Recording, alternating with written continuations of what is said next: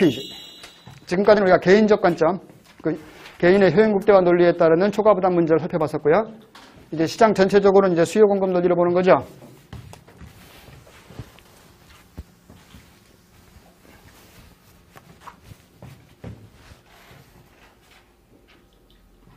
시장 전체 관점에서 본 물품세 초과부담 일반적 경우 해서 거기에 단서 조건이 뭐냐면은 공급 곡선이 수평인 경우입니다.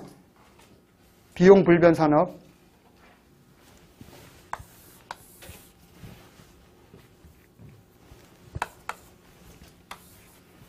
공급 곡선이 이렇게 수평. 그러니까 이거는 공급 곡선이 수평일 때 이렇게도 표현하고 공급 곡선이 완전 탄력적일 때 비용 불변 산업일 때 뭐 이렇게 한 3가지 정도로 표현할 수 있는 거지 이것도. 공급 곡선이 수평. 첫 번째. 두 번째, 공급 곡선이 완전 탄력적.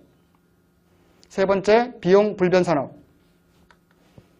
비용 불변 산업이니까 어때요? 생산량이 증가하더라도 생산 비용이 증가하지 않고 있는 거지. 생산 비용이 증가하면 공급 곡선은 이렇게 올라가야 되는 거예요.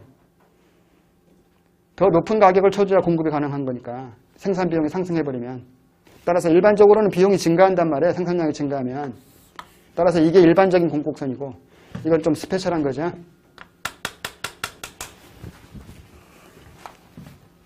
자, 이때 수요 곡선 이렇게 일반적인 경우로 하고요.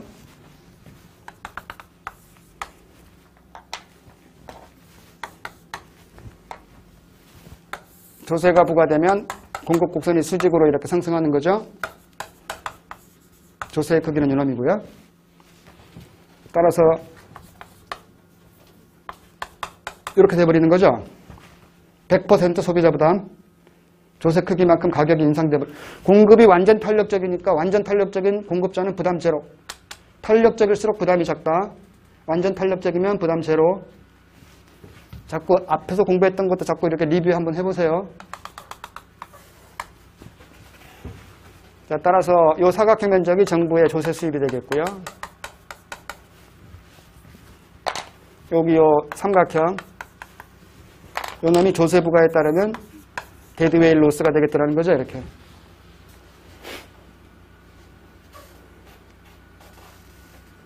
놈은 지금 삼각형 면적이니까 이거 여러분들 이렇게 측정되고요. 가격 변동 여기가 지금 요 놈이 되겠고 여기가 지금 요 놈이 되겠고요.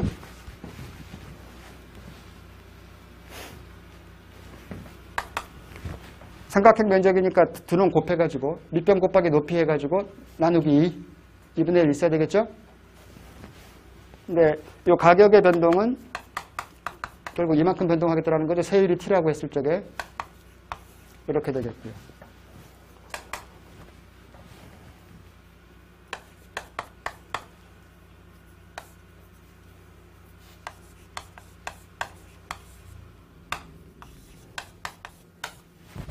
이렇게 묶어버리면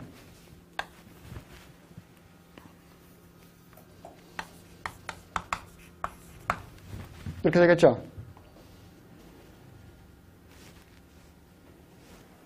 원래 이 두 놈은 없던 건데 여기에 없던 건데 같이 넣어가 또 여기서 다시 또 곱해주고 있지 않습니까? 따라서 땡땡 다 소거되는 거죠. 이렇게 해준 이유가 뭐냐면 이게 지금 우리가 아는 놈이라는 거지. 수요의 가격 탄력성은 가격이 변화한 퍼센테이지분의 수요량이 변화한 퍼센테이지.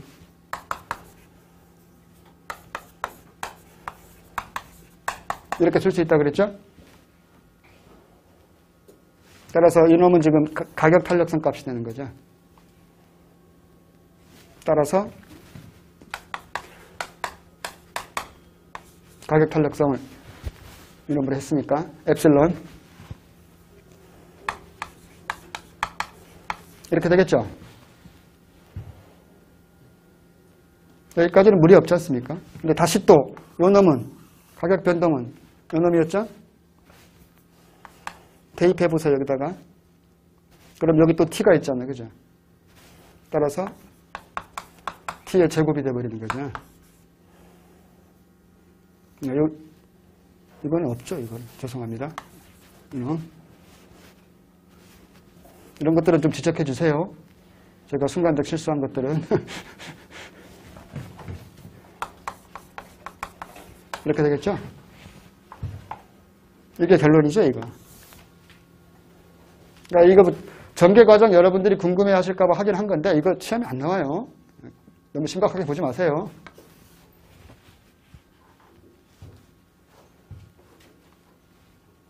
결과. 삼각형 면적이니까 무조건 2분의 1 있어야 되겠다. 세율 제곱, 수요의 가격 탄력성. P 곱하기 Q는 뭐예요? 이거 결국 상품 거래액이죠. 상품의 가격에다가 양을 곱하고 상품 거래액. 이놈은 따라서 조세부가에 따르는 이 사중적 손실 초과 부담은 세율 제곱에 비례하고 수요의 가격 탄력성에 비례하고 상품 거래액에 비례하더라 이거죠. 우리 시험에서 많이 나왔던 것 중에서 진짜 지저분한 게 다음 중 초과 부담에 관한 설명 중 틀린 것을 골라라 해가지고 가격 탄력성에 비례한다. 상품 거래액에 비례한다. 세율에 비례한다. 이렇게 나온 거예요. 셋 중에 틀린 게 있는데 뭐예요? 세율에 비례한다가 틀린 거예요. 세율 제곱에 비례한다가 정답이에요. 우리 시험은 이렇게 만듭니다. 정확하게 해야 돼. 표현을. 세율에 비례한다가 아니라 세율 제곱에 비례. 우리나라 한국 시험들이 이래. 막 지저분하게. 정확히 알고 있냐? 이렇게.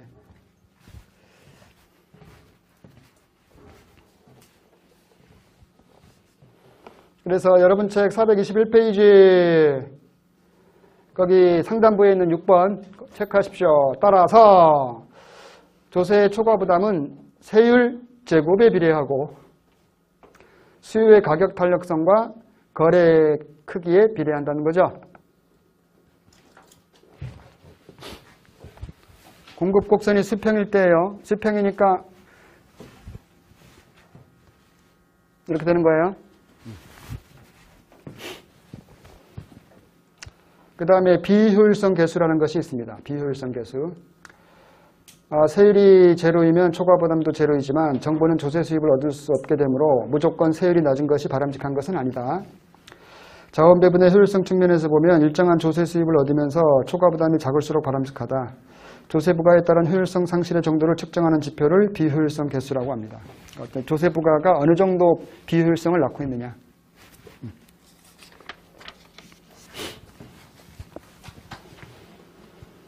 다음 페이지 가보시면 이 비효율성 계수. 비효율성 계수는 조세 수입분의 초과 부담이죠. 그러니까 이 그림상에서 보시면 요 놈분의 요 사각형 면적분의 요 삼각형 면적. 요걸 비효율성 계수라 그래요. 요 놈분의 요 놈. 요 놈분의 요 놈. 따라서 비효율성 계수는 클수록 나쁜 거지. 그래서 비효율성 계수야. 클수록 좋은 거면 효율성 계수라고 이름 붙였겠지. 네. 클수록 나쁜 거니까 비효율성 계수라고 이름. 비효율성 계수가 크다는 것은 조세 수입보다는 초과 부담이 크다는 거잖아요. 따라서 조세 부과에 따르는 효율성 상실이 크다는 뜻이거든. 오케이? 자, 그러면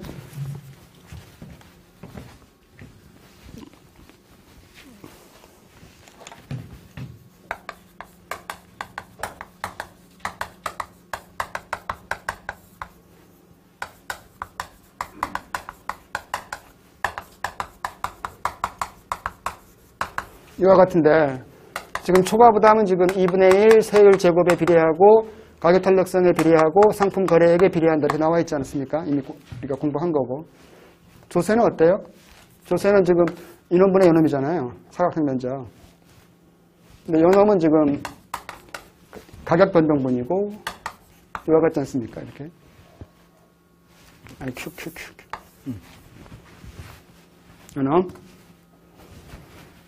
따라서 하나씩 다 소거돼 버리는 거죠. 이렇게. 따라 남는 놈은 2분의 1 남고 세율 남고 가격 탄력성 남고.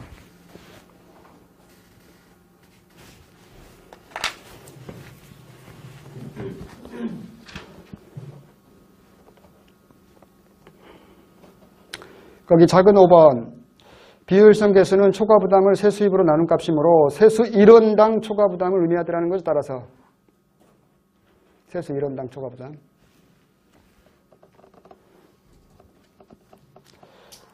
그리고 일반적으로 세율과 수요의 가격 탄력성이 높아질수록 비효율성 계수도 비례적으로 증가한다는 거죠. 이 비효율성 계수는 세율과 가격 탄력성에 비례하더라.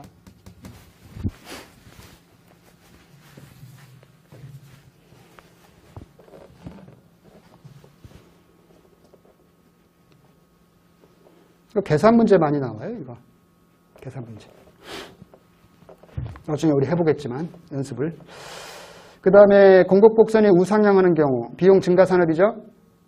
일반적인 공급 곡선일 때. 거기 작은 4번 밑에 있는 거기 데드웨이 로스 보십시오. 여전히 지금 우리 그림에서는 거기 BD의 면적을 합친 게 데드웨이 로스잖아요. 따라서 이것조차도 지금 삼각형 면적이니까 무조건 2분의 1이 있어야 되겠고요. 근데 거기 이 가격 탄력성 부분이 공급 곡선이 수평일 때는 요놈만 나왔잖아. 근데 공급 곡선이 수평이 아닐 때는 공급 탄력성까지 나오고 있는 거죠. 공급 탄력성까지. 거기 분모항에 보시면 수요의 가격 탄력성분의 1 플러스 에타는 이게 공급 탄력성이에요. 공급의 가격 탄력성. 엡실론은 수요의 가격 탄력성이고.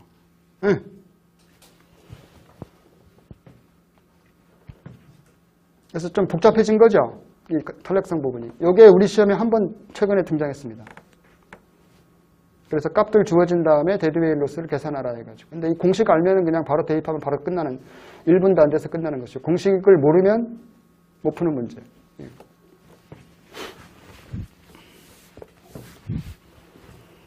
그래서 일단 요걸로 알아두시고요. 요걸로 알아두시고. 이것이 시험에 제일 많이 나오니까. 이거는 뭐 몇 번 나왔는지 일이 헤아릴 수 없을 정도로 많이 나왔으니까요.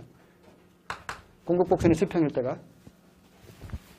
만약에 공급 곡선이 일반적인 경우라면 요 놈이 이제 이쪽 분모로 내려와서 이런 값들이 등장한다는 것만 이렇게 기억하시면 되겠죠.